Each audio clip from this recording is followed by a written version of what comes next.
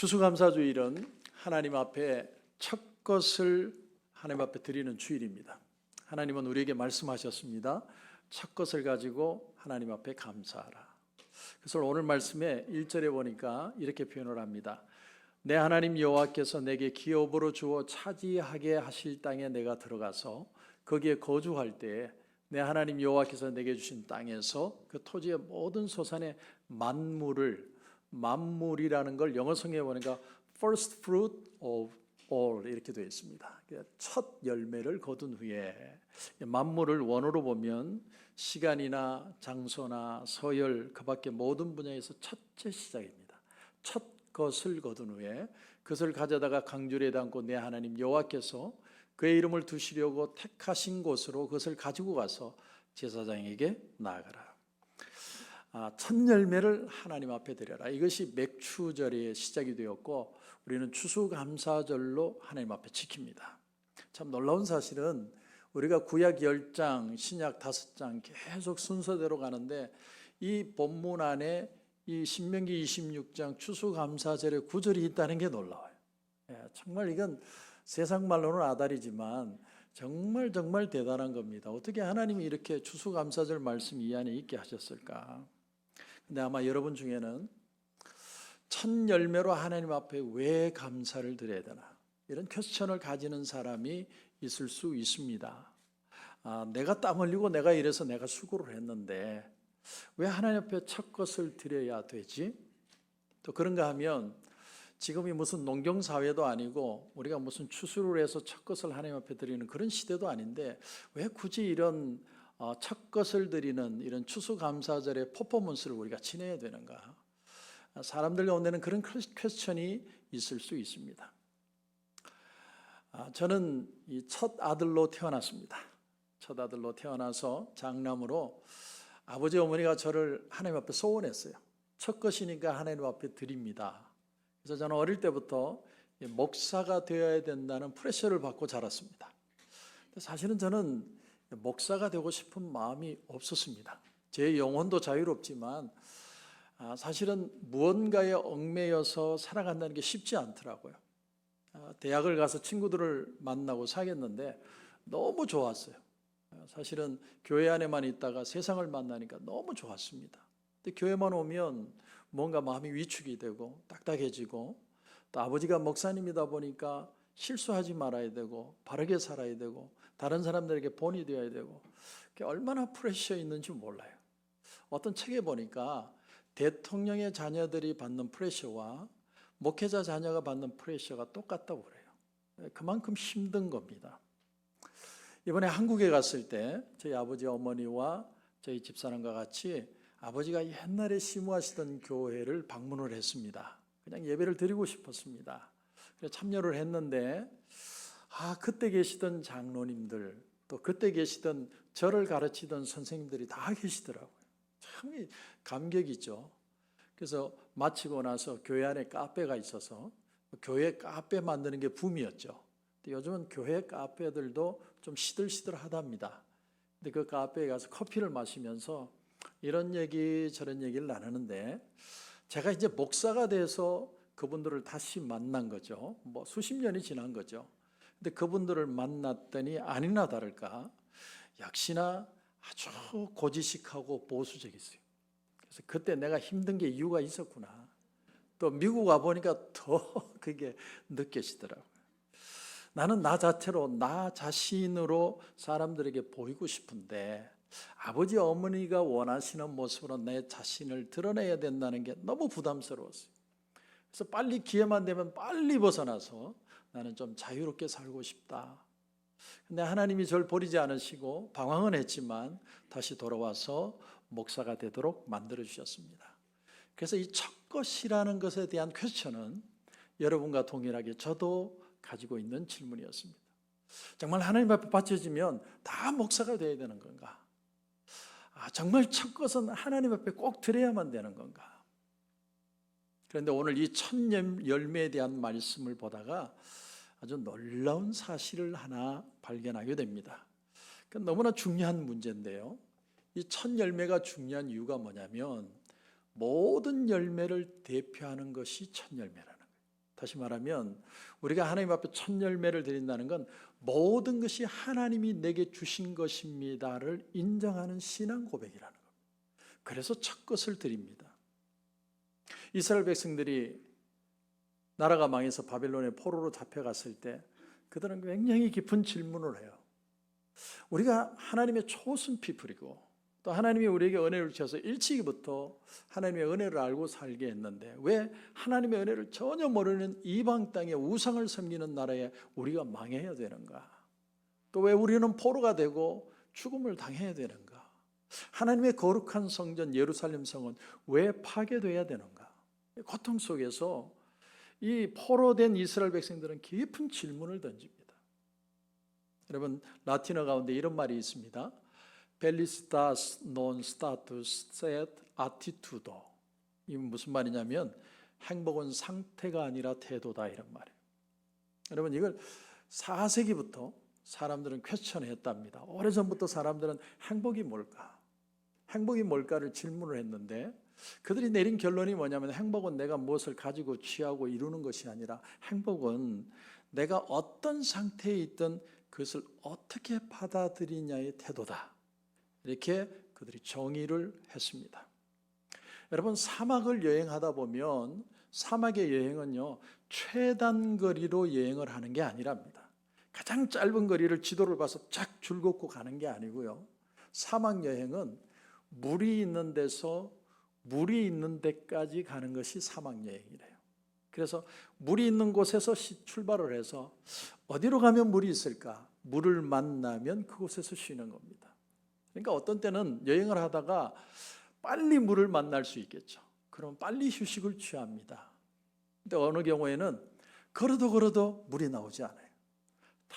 태양은 내리쬐고 너무나 고통스러운데 메마른 사막에서 물도 없을 때 그때 주머니 속에서 사탕을 하나 꺼내가지고 그 사탕을 하나 딱 입에 물면 그 사탕을 물고 있는 그 단물이 빠지는 그 순간, 그 짧은 순간 사람들은 행복을 그런 거라고 여기는 사람이 너무 많다는 거예요. 행복은 너무 짧다는 거예요. 그러니까 행복은 상태가 아니라는 것이죠. 저는 여행을 이렇게 가면 저희 집사람에게 항상 출발하면서 얘기하는 게 있습니다. 이 비행기 타고 또 오겠지. 가기 전에 오는 것부터 걱정합니다. 왜냐하면 막 기다리는 게 마음에 막 들뜨는 거지 비행기 타면 벌써 와야 돼요. 가봐야 또 오는 거 뭐 걱정해야 됩니다. 인간이 말하는 행복이 그렇게 짧다는 거죠. 근데 마른 광야에서 하나님은 이스라엘 백성들을 40년 동안 하늘에서 만나를 내리고 반석에서 물이 나오게 하셨습니다. 여러분 모세가 반석을 쳐서 물을 내서 한두 번밖에 일어나지 않은 사건처럼 우리는 여길지 몰라도 성경을 묵상해 보면 물은 한 번 먹고 끝나는 게 아니에요. 하나님은 하늘에서 만나만 40년 동안 내린 게 아니고 반석을 만날 때마다 물이 나오게 하셨어요. 40년을 그렇게 하셨습니다. 근데 왜 그렇게 할 수 있었느냐? 가장 중요한 이유는요, 임마누엘 하나님이 그들과 함께 하시기 때문입니다. 이걸 하나님이 언제 가르쳐 주느냐면 다윗이 하나님 앞에 성전을 짓고 싶어 할 때 하나님이 그에게 나타나셔서 이렇게 말씀하십니다. 내가 이스라엘을 애굽에서 올라오게 한 날부터 오늘까지 내가 집에 있지 않았다. 하늘 집에 있지 않고 오직 이 장막과 저 장막, 이 성막과 저 성막, 이스라엘 무리와 더불어 가는 모든 곳에 함께했다. 그러니까 하나님은 이스라엘 백성들을 기분 나쁘게 하면 그들을 동행을 안 하시고 그러신 게 아니라 모든 곳에 하나님이 함께 하시는 거예요. 다시 말하면 하나님이 동행하신 것이 기적이고 축복이라는 겁니다. 얼마나 좋은 것을 누렸느냐. 가나안 땅의 축복이 아니라 하나님이 그들과 함께 하셨기 때문에 어느 곳을 가든 하나님 주시는 기쁨이 있었고 축복이 넘쳤다는 사실입니다. 여러분 한번 저와 여러분의 삶을 한번 돌아보십시오.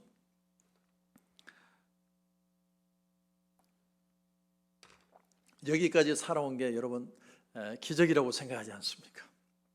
저는 8월 달까지만 해도 블러드 테스트에서 아무 문제가 없었던 사람이에요. 근데 갑자기 그런 일이 생길 줄 어떻게 알았어요? 여러분 사람은 자기 인생을 장담 못합니다. 그런데 내가 호흡하면서 하나님 앞에 나와서 예배 드릴 수 있다는 자체에 여러분 정말 감사해 보신 적이 있습니까?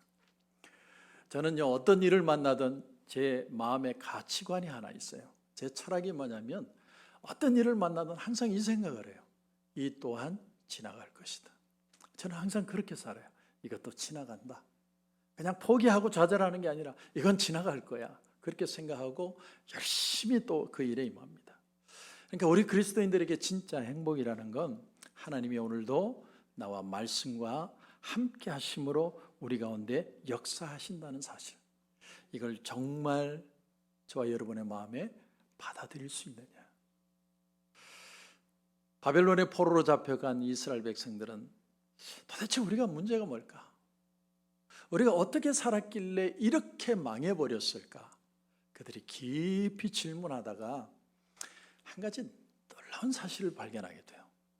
정말 놀라운 것을 발견한 것이 뭐냐면 이들이 바벨론의 포로로 잡혀가 보니까 우리가 하나님 앞에 결정적으로 잘못한 한 가지가 있는데 그게 뭐냐면 첫 열매의 감사신앙을 소홀히 했다라는 거예요.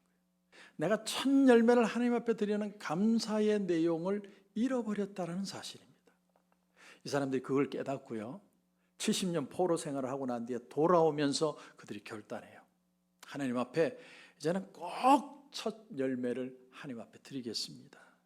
느헤미야 10장 35절에 보면 느헤미야가 그 1년의 무리들과 돌아왔는데 해마다 우리 토지 소산의 만물과 퍼스트 프루트과 각종 과목의 첫 열매를 여호와의 전에 드리기로 결단했다, 이렇게 표현해요. 그들은 이제 마음에 다짐한 거예요. 다시는 우리는 포로로 안 잡혀간다. 그 유일한 방법은 하나님 앞에 첫 것을 드리는 것이다. 그것이 왜 이렇게 되었는지의 이유를 설명하는 게 오늘 본문입니다. 오늘 본문에 여러분 5절 이하에 보면 이렇게 되어 있습니다. 너는 또 내 하나님 여호와 앞에 아뢰기를 내 조상은 방랑하는 아람 사람으로. 왜 아람 사람이라고 표현하냐면 야곱이 형을 피해 밧단 아람으로 가서 아람 사람으로 외삼촌 집에서 20년을 삽니다. 그러니까 야곱을 표현하는 거예요. 방랑하는 아람 사람으로서 애굽에 내려가. 왜 내려갑니까? 하나님의 은혜로 그가 고향으로 왔는데 세겜 땅에 머물죠. 자기 막내딸 디나가 강간을 당합니다. 그래서 일어나 베델로 올라가요. 근데 자기 아들이 출세를 했어요. 요셉이 애굽 땅에서 정말 하나님의 은혜로 국무총리가 되니까 애굽으로 갔습니다. 그리고 거기에서 소수로 거류하였더니 거기에서 크고 강하고 번성한 민족이 되었는데 하나님이 축복하셔서 정말 말도 못할 정도로 축복을 받습니다. 그런데 애굽 사람이 우리를 학대하며 우리를 괴롭히며 우리에게 중노동을 시키므로 요셉을 모르는 새로운 왕이 일어나니까 그들을 노예로 취급합니다. 그래서 하나님 앞에 이 고통 가운데 우리가 우리 조상의 하나님 여호와께 부르짖었더니 하나님 앞에 간절히 부르짖었습니다. 여호와께서 우리 음성을 들으시고 우리의 고통과 신고와 압제를 보시고 그리고 누구를 보내십니까? 모세를 보내죠. 모세를 보내서 그들을 바로 왕의 10가지 재앙을 통해서 이스라엘 백성들을 출애굽시킵니다. 그런데 여러분 들어보십시오. 그 10가지 재앙 중에 마지막 재앙이 뭡니까? 애굽의 모든 첫 것들, 그러니까 first fruit, 첫 번째 되는 자식이든 동물이든 다 죽여버리는 거예요. 그 당시의 문화 풍습이 뭐냐면 첫 아들이 죽으면 모든 게 다 죽었다고 생각하던 시절이에요. 그런데 바로가 첫 아들이 죽고 나니까 두 손 두 발 다 들었어요. 이젠 더 이상 우리가 어떻게 할 수 없다. 그들을 내보냅니다. 근데 이스라엘 백성들의 장자는 죽지 않아요. 왜냐하면 하나님이 명령하셔서 집안 문설주에 어린 양의 피를 바르면 내가 넘어가리라. 그걸 유월이라고 그랬죠. 그래서 천사가 죽이지 않고 넘어가서 유월절을 지키기 시작합니다. 자, 그러면 이걸로 끝이 났느냐? 그게 아니고요. 여기가 중요합니다. 이 날을 계기로 해서 모든 이스라엘 백성들의 첫 아들은 하나님의 것이 된 거예요. 그냥 산 게 아니고 하나님의 소유가 되었다라는 거예요. 이것을 하나님께서 어떻게 자기 소유화 시키냐면 이스라엘 12지파 중에 레위 지파를 뽑아서 너희들은 특별히 이들을 대신해서 하나님 앞에 살아야 된다. 그래서 그들을 성전 봉사를 시키고 성전에서 말씀을 가르치게 하고 일평생 하나님 앞에 살게 해요. 그래서 하나님이 레위인들에겐 땅도 주지 않습니다. 내가 너희들의 소유다. 그래서 하나님이 그들을 거두세요. 그럼 이 사람들은 뭐 먹고 삽니까? 그것이 하나님이 명령한 것이 온 이스라엘 백성들이 10의 1조와 첫 열매를 들여서 레위인들이 그들이 먹고 그들이 성전에서 봉사하고 하나님의 말씀을 가르치게 한 거예요. 이것이 첫 열매의 비밀입니다. 하나님이 첫 것을 통해서 모든 장자를 대표해서 레위인들을 세웠다는 거예요. 그런데 이스라엘 백성들이 이 일이 얼마나 중요한 건지에 대해서 점점 마음이 희미해지기 시작합니다. 그래서 11조 생활도 소홀히 하고 첫 열매도 하나님 앞에 안 드리고, 그러니까 레위인들이 먹고 살 게 없는 거예요. 그래서 레위인들이 먹고 살려고 떠나는 겁니다. 나가서 일을 하지 않으면 먹고 못 사니까. 그래서 성전 일을 못하게 되고 결국은 이스라엘 백성들에게 말씀을 먹이고 말씀을 가르쳐야 되는데 말씀 가르칠 사람이 짭을 찾아서 나가니까 그들이 말씀을 못 먹게 되고 그들의 신앙은 식어지기 시작하고 결국은 그 식어진 마음에 가나안의 우상이 들어와서 그들은 멸망합니다. 근데 바벨론 포로로 잡혀가 보니까 그들이 다시 고국으로 돌아올 때 우리가 하나님 앞에 첫 것을 드리는 걸 잊었구나. 그것을 깨닫고 토지소산의 만물과 하나님 앞에 첫 것을 드리는 하나님 앞에 고백을 하게 되는 거예요. 여러분 잘 들으셔야 됩니다. 오늘 우리에게도 하나님 앞에 첫 열매로 하나님 앞에 감사로 드리는 예배가 얼마나 중요한지 모릅니다. 내 삶의 모든 근거가 하나님이라는 거예요. 백 목사처럼 죽음 앞에서 깨닫지 마시고 우리의 모든 건 하나님이 주시는 거예요. 잠깐인 것 같아요. 죽음 앞에 가면 아무것도 아니라는 걸 느끼게 합니다.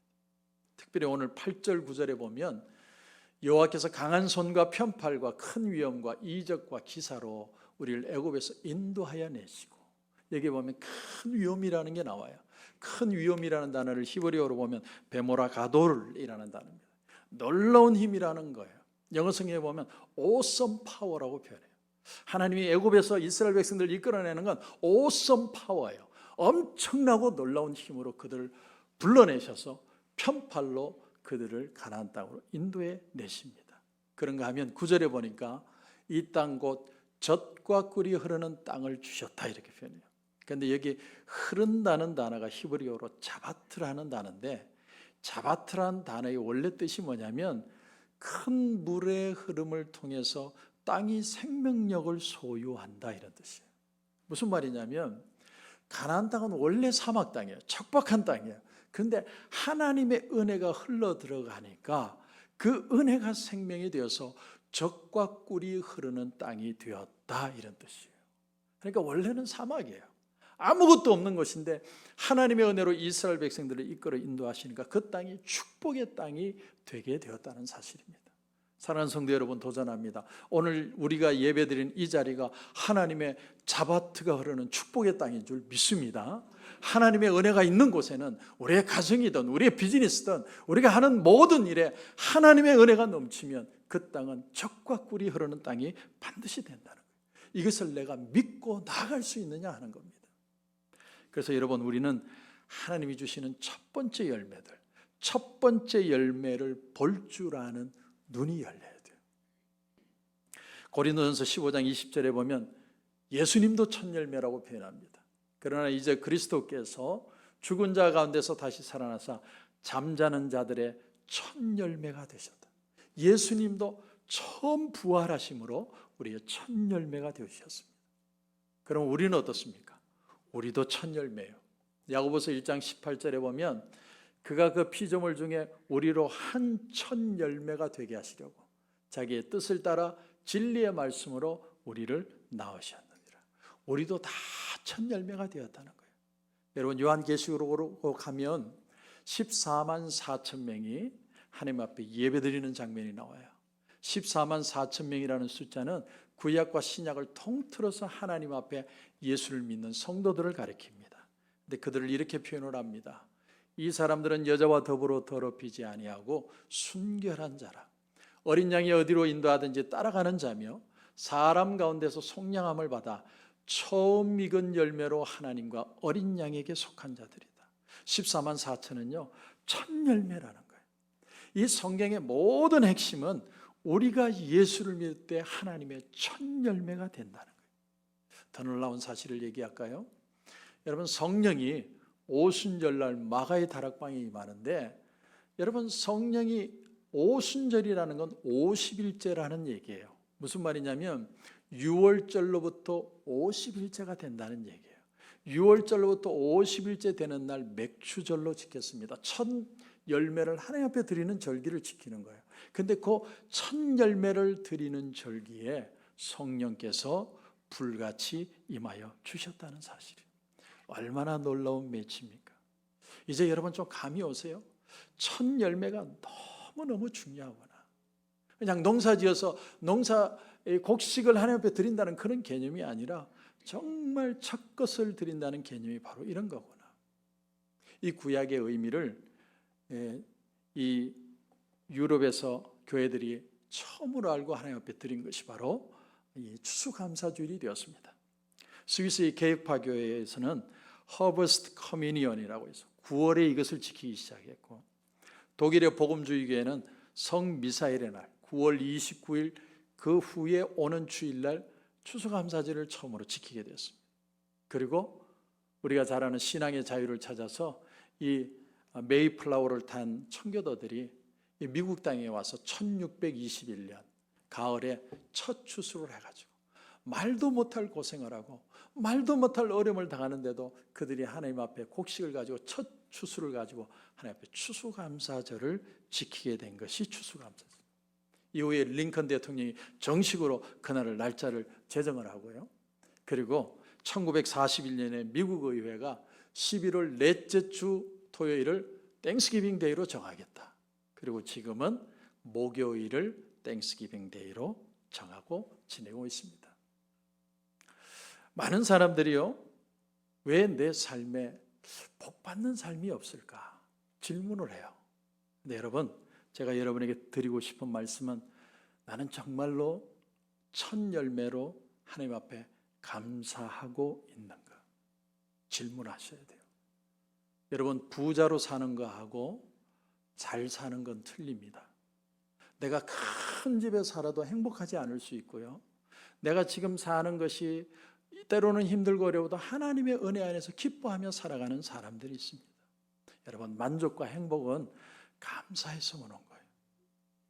하나님 감사합니다. 정말 하나님 앞에 여러분 감사할 수 있겠습니까? 나를 구원해 주신 그 은혜를 감사합니다. 내가 호흡할 수 있게 해주셔서 감사합니다. 저는 그 여자 닥터분의 얘기를 들으면서 하나님 앞에 찬양을 했어요. 안 죽여주시고 하나님 살려주심을 감사합니다. 감사가 그냥 절로 나오더라고요. 절로. 예수님이 10명의 나병 환자들을 고쳐주십니다. 근데 그 10명의 나병 환자가 다 제사장에게 몸을 보이러 가는데 한 명은 가다가 나음을 입은 걸 알고 돌아와요. 예수님께 감사하며 표현을 합니다. 근데 예수님이 9명을 책망하면서 이렇게 말씀하십니다.